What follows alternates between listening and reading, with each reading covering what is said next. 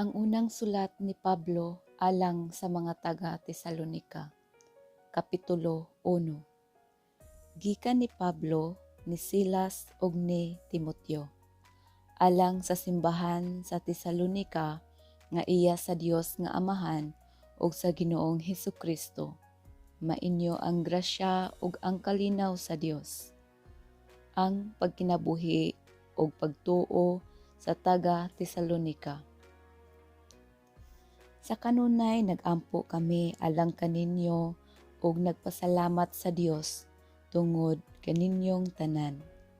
Sa among pag-ampo sa atong Dios ug Amahan, wala namo hikalimti paghisgot ang pagtuo nga gipakita ninyo ug ang inyong kakugi nga dinasig sa gugma, ingon man ang inyong lig-ong paglaom sa atong Ginoong Hesukristo. Mga igsoon, nasayod kami nga ang Dios nahigugma kaninyo o gipili kamo niya aron maiya. Kay nagwali kami sa maayong balita, dili sa pulong lamang, kundili sa gahom sa Espiritu Santo. Hugot ang among pagtuo nga kini matuod gayod. Nasayod kamo giunsa namo pagkinabuhi, samtang kami uban pa kaninyo alang lamang sa inyong kaayuhan. Gisundog ninyo kami og ang Ginoo, ug bisag nag-antos kami pag-ayo, gidawat ninyo ang mensahe uban sa kalipay nga gikan sa Espiritu Santo. Tungod niini, nahimo kamong panig-ingnan sa tanang magtutuo sa Macedonia ug sa Akaya. Pinaagi kaninyo ang mensahe mahitungod sa Ginoo mikaylap sa Macedonia ug sa Akaya. Mikaylap usab sa tanang dapit ang balita mahitungod sa inyong pagtuo sa Dios, busa dili na kinahanglan nga amo pa kining isulti. Sila mismo nagbalita, giunsa ninyo kami pagdawat sa among pagduaw kaninyo ug nga mibiya kamo sa mga Dios aron pag-alagad sa matuod ug buhi nga Dios. Nagbalita usab sila sa inyong pagpaabot sa iyang anak nga si Jesus nga muanhi gikan sa langit. Gibanhaw siya sa Dios ug siya maoy magluwas kanato gikan sa umaabot nga kasuko sa Dios. Tesalonika 1, Kapitulo 2. Ang nahimo ni Pablo didto sa Tesalonika. Kamo mismo mga igsoon nasayod nga wala makawang ang among pagduaw kaninyo. Nasayod kamo nga sa didto pa kami sa Filipos, gipaantos o gipakaulawan kami. Apan, gidasig kami sa Dios sa pagwali kaninyo sa iyang maayong balita, bisan pagdaghang misupak niini. Dili sayop ang among giwali, dili usab dautan ang among tuyo, ug wala kami maglimbong kang bisan kinsa. Nagwali kami kay napamatud-an sa Dios nga kapiyalan kami sa maayong balita. Wala kami tuyo sa pagpahimuot sa tawo, kundili sa Dios nga nagsusi sa atong kasing-kasing. Nahibalo kamo nga wala kami magulog-ulog kaninyo o may gitabon-tabunan nga kahakog ug ang Dios maoy among saksi. Wala kami tuyo nga daygo ni bisan kinsa, bisag mahimo namong gamiton ang among awtoridad ingon nga mga apostoles ni Kristo aron ipabuhat kaninyo ang among gusto. Apan sa diha pa kami uban kaninyo, nagmalumo kami kaninyo sama sa usa ka inahan nga nagmatuto sa iyang mga anak. Tungod sa among gugma kaninyo, among giwali kaninyo ang maayong balita sa Dios. Gitahan usab namo ang among kaugalingong kinabuhi kay kamo gimahal man namo pag-ayo. Mga igsoon, sa walay duha-duha, nahinumduman pa ninyo giunsa namo paghago. Nagtrabaho kami adlaw o gabii aron dili kami makahasol kaninyo sa among pagwali kaninyo sa maayong balita sa Dios.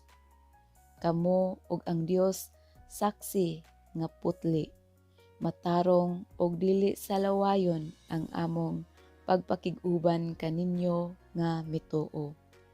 Nasayod kamo ngang among pagtagad kaninyong tanan sama sa pagtagad sa usa ka amahan ngadto sa iyang mga anak.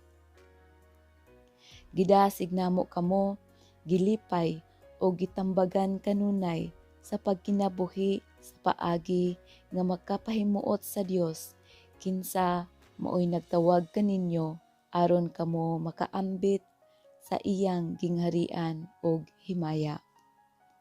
O gipasalamatan usab namo kanunay ang Dios kay sa dihang giwali namo kaninyo ang iyang mensahe, namati kamo o gidawat ninyo kini, dili ingon nga iya sa tawo kundili iya gayud sa Dios. Kay ang Dios naglihok diha kaninyong mga magtotoo. Mga igsoon, ang nahitabo kaninyo sama usab sa nahitabo sa mga simbahan sa Dios sa Judea, sa mga magtotoo ni Kristo Jesus. Gilutos kamo sa inyong katagilungsod, ingon nga ang mga magtotoo dito sa Judea gilutos sa mga Hudiyo. Gipatay nila ang Ginoong Jesus ug ang mga propeta. Sila usab maoy naglutos kanamo. Busa sila wala makapahimuot sa Dios ug kaaway nila ang tanang tawo. Gibabagan gani kami nila sa pagwali ngadto sa mga dili Hudiyo sa mensahe nga makaluwas kanila. Kining gibuhat nila maoy makapuno sa taksanan sa ilang pagkadautan. Busa gisilutan gayud sila sa Dios. Si Pablo buot muduaw kanila pag-usab. Bahin kanamo mga igsoon, niadtong panahon nga kami nahimulag kaninyo sa makadiyot, kanunay kaming naghandom kaninyo. Gimingaw kami pag-ayo kaninyo ug naningkamot gayod sa pagpakikita kaninyo. Buot kami nga muduaw kaninyo pag-usab. Ako, si Pablo, sa makadaghan, nagplano pagduaw kaninyo apan gibabagan kami ni Satanas. Kamo lamang ang among paglaom, ang among kalipay, ug ang hinungdan sa pagpagarbo namo sa among kadaugan at tubangan sa atong Ginoong Hesus inig-anhi niya. Kamo gayod ang among garbo ug kalipay. Tesalonica 1, Kapitulo 3. Sa wala nagayod namo maantos ang kahingawa, nagpabilin kami sa Atenas. Unya, among gipadala kaninyo si Timoteo nga atong igsuon ug kauban namo sa buluhaton sa Dios sa pagwali sa maayong balita mahitungod kang Kristo. Gipaanha namo siya aron pagdasig kaninyo ug paglig-on sa inyong pagtuo aron walay usa kaninyo nga matarog tungod niining mga paglutos. Kamo mismo nasayod nga ang mga paglutos nga sama niini kabubuton sa Dios alang kanato. Kay samtang kami uban pa kaninyo, amo kamong gipasidan-an nga kita lutuson gayod. Ug sumala sa inyong nasayran, mao gayud kini ang nahitabo. Busa sa dako kong kahingawa, gipaanha ko si Timoteo aron pagsusi kung naunsa na ang inyong pagtuo kay nabalaka ako nga natintal kamo sa yawa ug unya makawang ang tanan namong kahago. Karon nahibalik na kanamo si Timoteo ug anindot ang iyang balita mahitungod sa inyong pagtuo ug paghigugma. Matod niya, kanunay kamong naghandom kanamo og buot muduaw kanamo, ingon nga kami buot muduaw kaninyo. Busa mga igsuon, taliwala sa tanan namong kalisdanan og pag-antos, nadasig kami tungod sa inyong pagtuo. Kay tamis gayod ang among kinabuhi kun kamo magmalig-on diha sa Ginoo. Dili igo ang among pagpasalamat sa Dios tungod sa dakong kalipay nga gihatag sa Dios ngari kanamo pinaagi kaninyo. Sa kinasingkasing naghangyo kami kaniya adlaw o gabii nga iya unta kaming paanhaon kaninyo aron mahatag namo ang tanan nga gikinahanglan sa paglig-on sa inyong pagtuo. Nagampo kami nga ang Dios nga atong Amahan ug ang atong Ginoong Hesus maghatag kanamog higayon sa pagduaw kaninyo. Hinaut unta nga dugangan sa Ginoo ang inyong paghigugma ngadto sa usag-usa ug sa tanang tawo sama sa among paghigugma kaninyo. Niining paagiha, lig-unon niya ang inyong kasing-kasing ug mahingpit kamo ug walay makitang salawayon diha kaninyo atubangan sa Dios nga atong Amahan, inig-anhi sa atong Ginoong Hesus, kinuyugan sa tanan niyang mga balaan. Tesalonica 1, Kapitulo 4. Kinabuhi nga makapahimuot sa Dios. Sa katapusan mga igsuon, nakatuna ninyo gikan kanamo ang pagkinabuhi nga makapahimuot sa Dios og ingon niini ang inyong pagkinabuhi.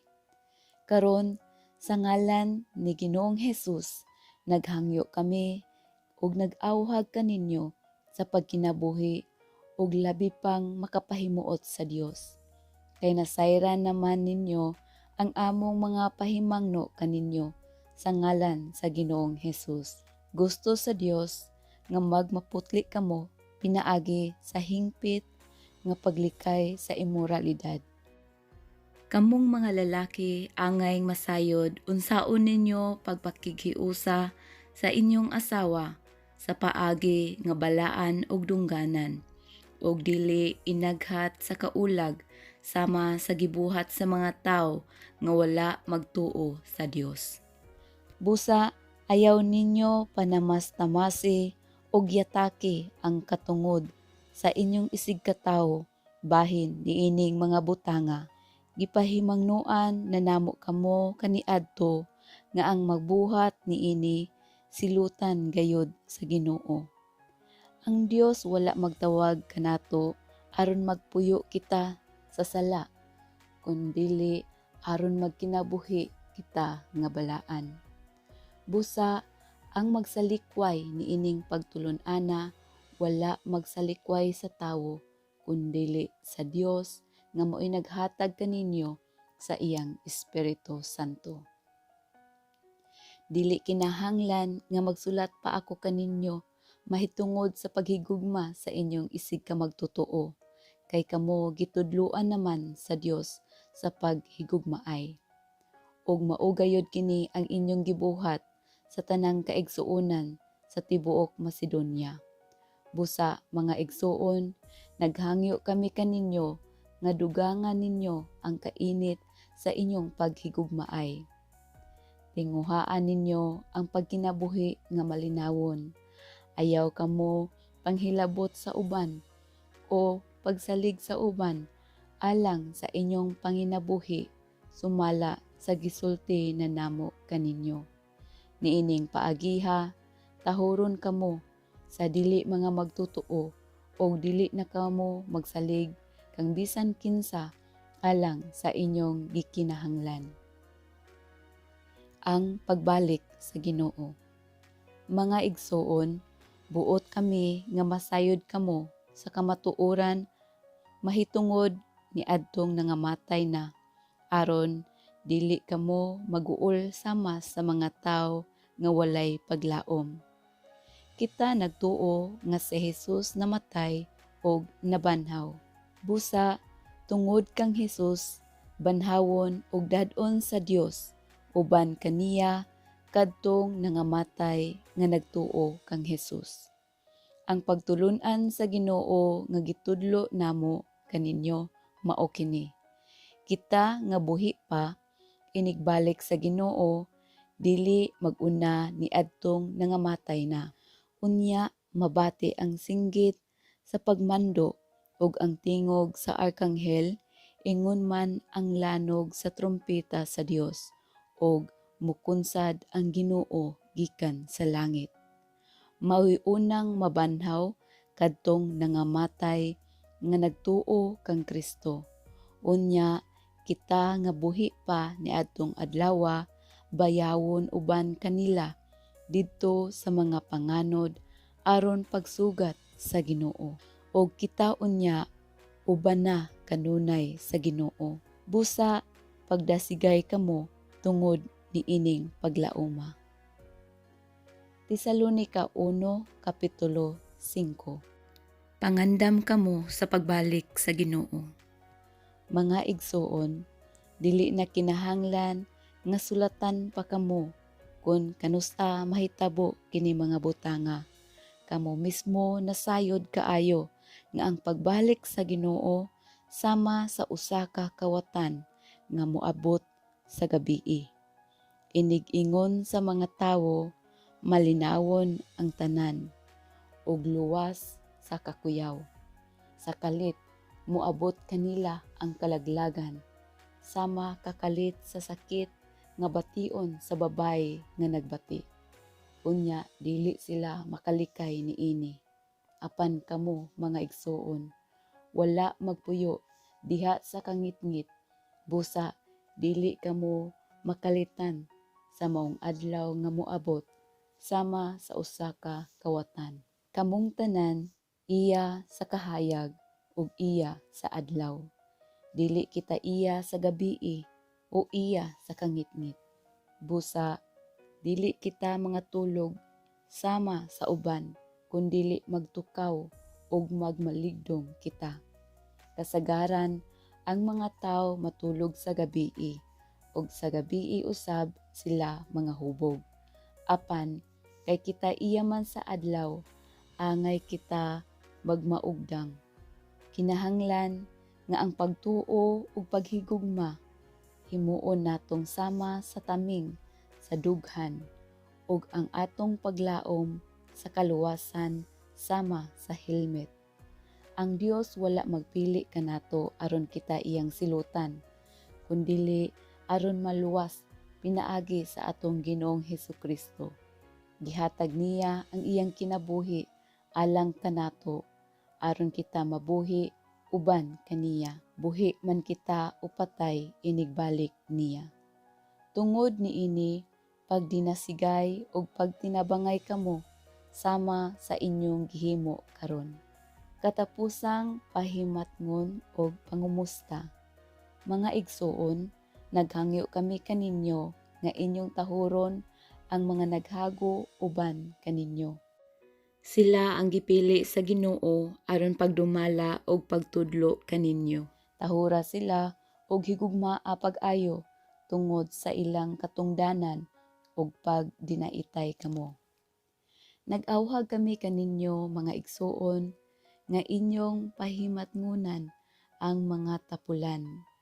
Dasigon ang talawan, tabangan ang maluyahon, og pag mapailubon kamo kanilang tanan. Ayaw ninyo panimasli ang nagbuhat og dautan kaninyo, kundili sa kanunay buhata ang maayo alang sa usag-usa og sa tanang tawo. Pag malipayon kamo kanunay, pag-ampo sa tanang panahon, og pagpasalamat kamo bisag unsay modangat kaninyo. Kini mao ang kabubuton sa Dios nga buhaton ninyo sa ngalan ni Kristo Jesus. Ayaw ninyo santaa ang Espiritu Santo. Ayaw tamaya ang mga mensahe gikan sa Dios. Sutaan ninyo ang tanan, ampingi ang maayo ug isalikway ang dautan. Hinaut unta nga ang Dios nga naghatag kanatog kalinaw, hingpit nga maghimo kaninyong balaan aron walay makitang salawayon sa tibuok ninyong pagkatawo, sa espiritu, kalag, ug lawas, hangtod sa pag-abot sa atong Ginoong Hesukristo. Matinud-anon ang nagtawag kaninyo ug buhaton gayud niya kini. Mga igsoon, pag-ampo usab kamo alang kanamo. Pangumustaha ang tanang kaigsuonan sa halok nga inigsuon. Sa ngalan sa Ginoo, naghangyo ako kaninyo nga basahon ninyo kining sulata ngadto sa tanang kaigsuonan. Mainyo ang grasya sa atong Ginoong Hesukristo.